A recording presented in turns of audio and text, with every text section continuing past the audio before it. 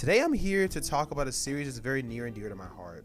A series that changed my life, made me the man I am today, and just overall is honestly the best series of all time. And that's KaguraBachi. I mean, I'm not gonna lie, everyone agrees. Honestly, on a more serious note, this is honestly the first series that I've ever seen that took the world by storm without having a chapter drop. When I first seen it, like the character design and how Twitter and everyone was going crazy about it, it was actually kind of funny because it really just proved that like aura, niggas having aura is a real thing, because all Shonen Jump did was drop the niggas character design and niggas were salivating at the mouth.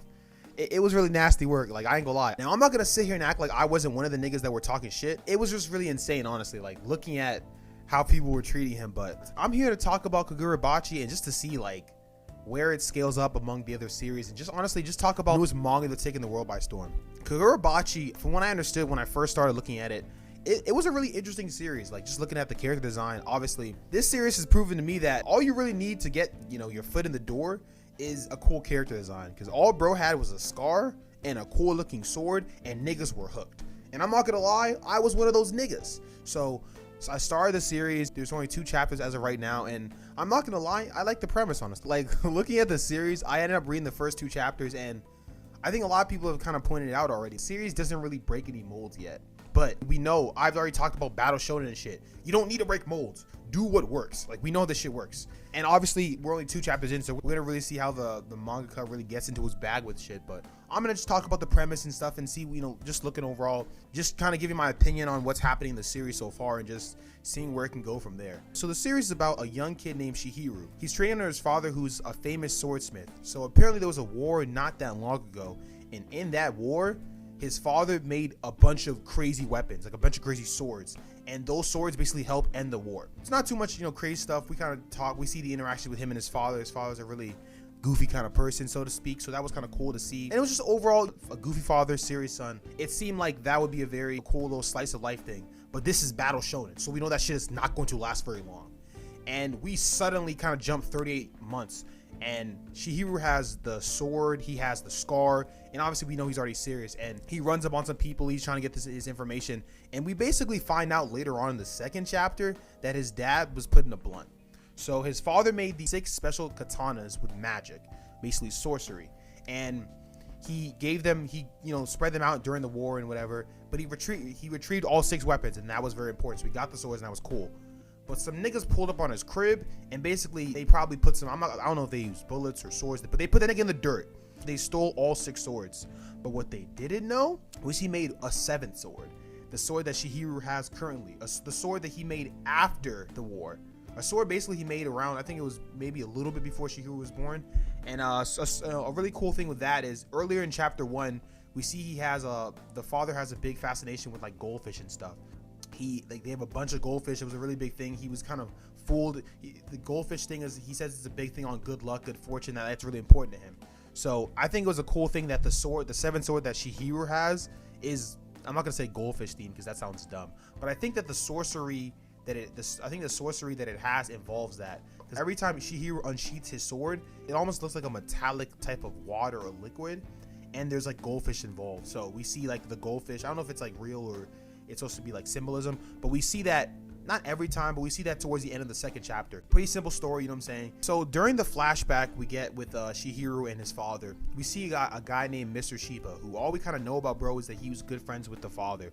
So we don't really know too much about Mr. Shiba. We know that he was great friends with Chihiro's father. We know that he fought in the war as like a warrior or something, but he wasn't as famous as Chihiro's father.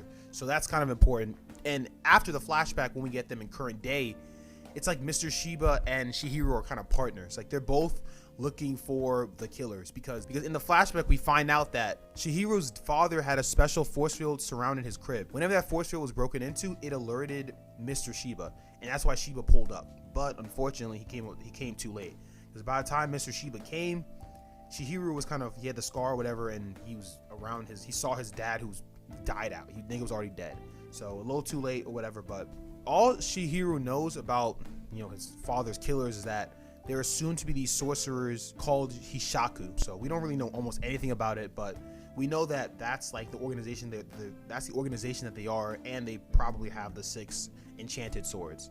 So pretty simple story. Swordsman with the 7th enchanted sword looking for the other 6. Like, it's very, very simple. It's actually pretty interesting with the Chihiro. Obviously he hasn't been training for that long. I think it's been like 38 months. So it's gonna be cool to see how the fighting and stuff goes about. That nigga's got chops, I can't lie. Like, that nigga was really teeing up people in the chapter, like chapter 1 and 2.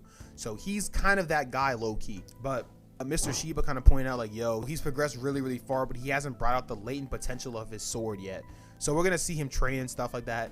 It's gonna be kind of cool to see and things like that. All we kind of know about the whole Hishaku, like that whole group or whatever, is they have this weird insignia on their hand, and I'm pretty sure, from what I understand, I don't know if they all have it, but it seems like the the big bad guy has it.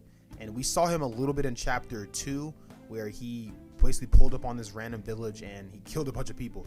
And like, this little kid was like, yo, F you guys, you ruined this place, you made it so bad, I don't care if you guys are sorcerers, I'm not afraid of you. And then the big bad nigga, like, oh, you're not afraid? Like, have you seen sorcery before? Like, let me show you. Like, nigga, have you seen that shit? And he basically makes a tree or whatever to kind of surround the little kid, just to be a dickhead, honestly. But it's interesting overall. Like, I'm not gonna lie, I am just, it's kind of cool to see a series like this come out of nowhere or whatever, especially a series as popular as it is. I wonder where the story will go, because there's so many avenues it can go. It's pretty interesting overall. Chihiro's already a top 5 shonen protagonist. Like, we don't really need to speak too much about on that. Yeah, even the villain, like, I don't even know the nigga's name for real, but that nigga's already better than, Aizen, Hisoka, Madara, Pain. Pick the nigga, like, pick the person you want to pick, he's better than that nigga too. Hisoka, it doesn't matter. But yeah, I just want to give my thoughts on the best manga series of all time. Chapter 3 comes out, I think, the next 2 days or something, so obviously be on the lookout for that. Gonna be dropping chapter reviews on that soon. If y'all keep rocking with KaguraBachi, like, I'll drop more content, obviously, you know what I'm saying? I'm just blessed to be born the same time period as the greatest manga series of all time. So yeah, let me know what you guys think down below about the series so far. What are your thoughts on it? Do you think these characters are cool? The character design, like, what are you looking forward to most about the series? Don't forget to hit that bell notification, like the video, share with your friends, all that stuff. You know what I'm saying? Just show love at the end of the day, you know what I'm saying? But more content on the way, but I'm out, so peace.